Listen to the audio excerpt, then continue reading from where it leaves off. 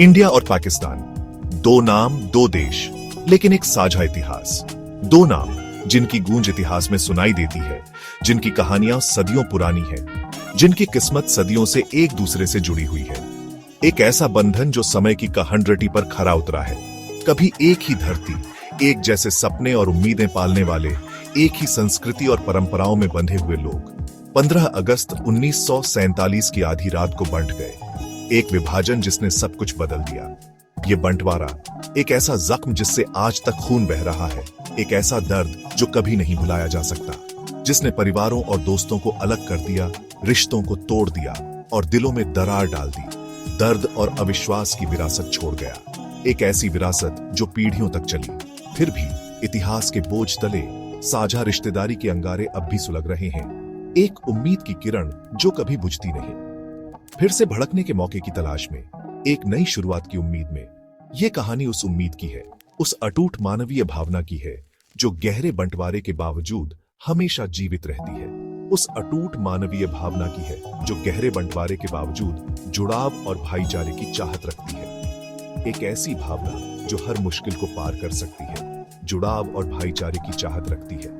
ये दो गांवों की कहानी है जो दो देशों की बड़ी कहानी को दर्शाती है। ये दो गांवों की कहानी है जो दो देशों की बड़ी कहानी को दर्शाती है और आम लोगों की उस असाधारण ताकत की कहानी है जो दो देशों की बड़ी कहानी को दर्शाती है और आम लोगों की उस असाधारण ताकत की कहानी है जो टूटे हुए पुलों को जोड़कर अपनी साझी किस्मत को फिर से लिख सकते हैं। और आम लोगों की उस असाधारण ताकत की कहानी है जो टूटे हुए पुलों को जोड़कर अपनी साझी किस्मत को फिर से लिख सकते हैं। एक नई शुरुआत की ओर, जो टूटे हुए पुलों को जोड़कर अपनी साझी किस्मत को फिर से लिख सकते हैं। एक नई शुरुआत की ओर।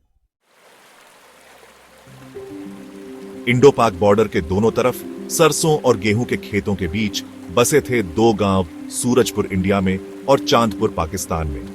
कंटीले तारों की बाढ़, बंटवारे का एक कड़वा निशान, जमीन को चीरती हुई उस राजनीतिक खाई की लगातार याद दिलाती थी जो उन्हें अलग करती थी। लेकिन गांव इतने करीब थे कि सूरजपुर में चांदपुर की मस्जिद से अजान की आवाज और चांदपुर में सूरजपुर के मंदिर की घंटी की आवाज सुनाई देती थी।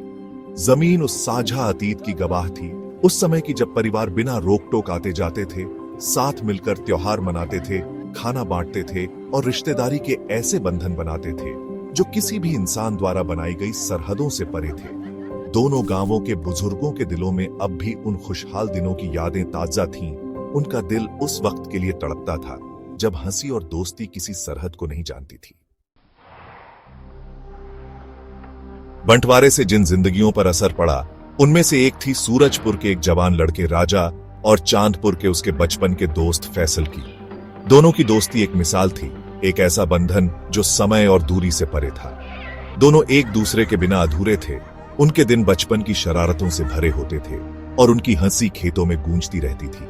वे साथ में खेलते, हंसते और सपने देखते थे। उनकी हंसी खेतों में गूंजती रहती थी। वे एक दूसरे के साथ अपने सारे राज बांटते थे और एक दूसरे के बिना उनकी दुनिया अधूरी थी। बंटवारे ने सब कुछ बदल दिया। एक रात में सब कुछ बदल गया। रातों रात दोस्त पराये हो गए और उनके मासूम खेलों की जगह शक और डर ने ले ली। उनके मासूम खेलों की जगह शक और डर ने ले ली। वे अब एक दूसरे से मिलने से डरते थे और उनकी हंसी की जगह खामोशी ने ले ली। कंटीले तारों की बाढ़ एक ऐसी दीवार बन गई जिसे पार नहीं किया जा सकता था, जिसने उनकी दोस्ती तोड़ दी और उनके दिलों में एक खालीपन छोड़ दिया। जिसने उनकी दोस्ती तोड़ दी और उनके दिलों में एक खालीपन छोड़ दिया। वे एक दूसरे को याद करते लेकिन कुछ कर नहीं सकते थे। उनके दिलों में एक खालीपन छोड़ दिया। साल दशकों में बदल गए, लड़के जवान हो गए और उनकी जिंदगी उन बंटे हुए देशों के हकीकतों से ढल गई जिनसे अब वे ताल्लुक रखते थे। साल दशकों में बदल गए, लड़के जवान हो गए और उनकी जिंदगी उन बंटे हुए देशों की हकीकतों से ढल गई जिनसे अब वे ताल्लुक रखते थे। वे अब अलग अलग देशों में रहते थे, लेकिन उनके दिलों में एक दूसरे के लिए जगह हमेशा बनी रही। उनकी जिंदगी उन बंटे हुए देशों की हकीकतों से ढल गई जिनसे अब वे ताल्लुक रखते थे। फिर भी उनके दिलों में उनके साझा बचपन की याद, उनकी दोस्ती की गर्माहट एक मीठी कड़वी याद बनकर रह गई। फिर भी उनके दिलों में उनके साझा बचपन की याद, उनकी दोस्ती की गर्माहट एक मीठी कड़वी याद बनकर रह गई। उस समय की जब जिंदगी आसान थी, एक मीठी कड़वी याद बनकर रह गई उस समय की जब जिंदगी आसान थी और उनका रिश्ता इतिहास के बोझ से मुक्त था। उस समय की जब जिंदगी आसान थी और उनका रिश्ता इतिहास के बोझ से मुक्त था। वे अपने दिनों को याद करते हैं जब वे साथ थे और उनके दोस्त आजाद थे।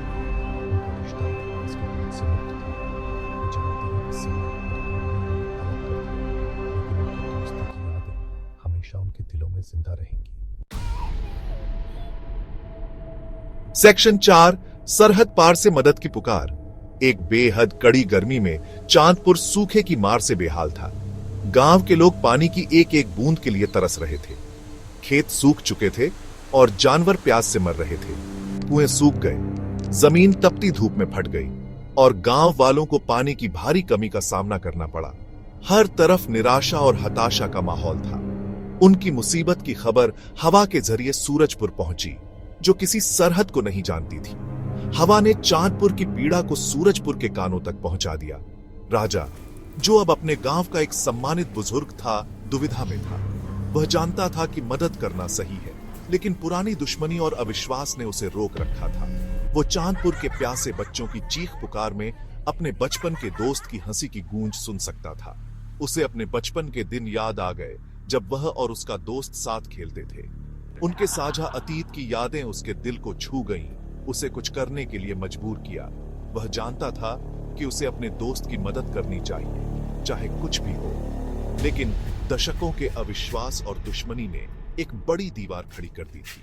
यह दीवार सिर्फ ईंट और पत्थर की नहीं थी, बल्कि दिलों में भी थी। अतीत के जख्मों से घायल सूरजपुर के लोग चांदपुर से किसी भी तरह के संपर्क से डरते थे। वे नहीं चाहते थे कि पुरानी दुश्मनी फिर से जाग उठे। डर और शक ने जड़ें जमा ली थीं, जिससे मदद का हाथ बढ़ाना मुश्किल हो गया था। लेकिन राजा ने ठान लिया था कि वह इस दीवार को तोड़कर अपने दोस्त की मदद करेगा। सेक्शन 5 दूरियों को पाटना, दोस्ती का हाथ। विरोध और डर के बावजूद राजा चांदपुर की दुर्दशा को नजरअंदाज नहीं कर सका। उसे वो समय याद था जब सरहदें नहीं थीं, साथ मिलकर खाने और हंसी मजाक का समय था।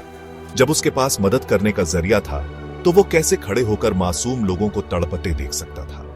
अपनी खोई हुई दोस्ती की याद को सम्मान देने और करुणा की गहरी भावना से प्रेरित होकर राजा ने कुछ करने का फैसला किया।